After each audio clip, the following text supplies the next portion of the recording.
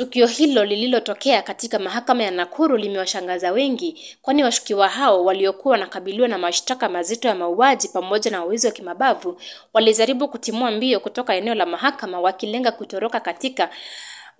kutoroka kabisa kutoka sheria. Niliona watu wakitoka kotini kutoka main court kwenda kotini dogo. Nikaona kawaida wanafuatana na askari wa prison na watu bado wengine wataamua kwenda kotini. Pude nikaona vijana wametimua na wako kwa pingu. Mimi sasa nikasikia kila mtu akisema chika ni hawa.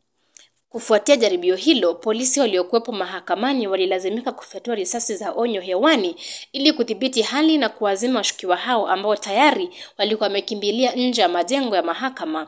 Jambo hilo lilizua hali ya taharuki miongoni mwa wananchi, huku wengi wakihofia usalama wao na wengine wakikimbilia eneo la tukio. Kwa ushirikiano kati ya polisi na wananchi, msako huo uliodumu kwa muda mfupi.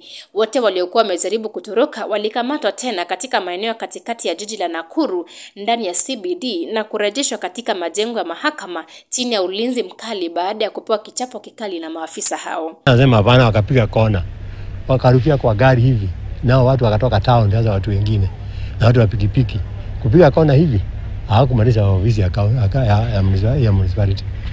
Sasa ndio wakafika pale, watu wakazuia, polisi kaanza kupigwa.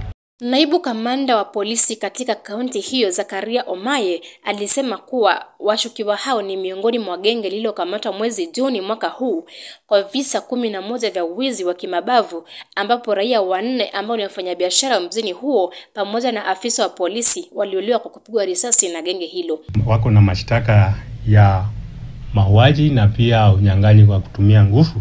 Na kesi yao ilikuwa iendelee leo, walirudishwa kotini. Watashtakiwa na hilo kosa pia la kutaka kutoroka kutoka kwa mkono ya askari. Tukio hilo lilisambaratisha shughuli za mahakama hiyo, huku kesi zikihairishwa hadi siku iliyofuata. Matukio haya yamezua maswali makubwa kuhusu usalama wa mahakama na usimamizi wa mahabusu, hasa wale wanaokabiliwa na mashtaka ya uhalifu sugu.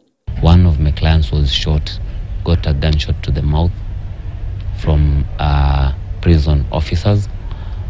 I tried to plead with the officers to take my clients to hospital, and all my pleas to them were not heed to. Washukiwa hao sasa wamerudishwa chini ya ulinzi mkali, huku uchunguzi zaidi ukiendelea. Uongozi wa usalama unahimiza kuchukua hatua ili kuzuia vitukio kama haya kutokea tena. Naomi Motemi, Runinga Taz, Thika.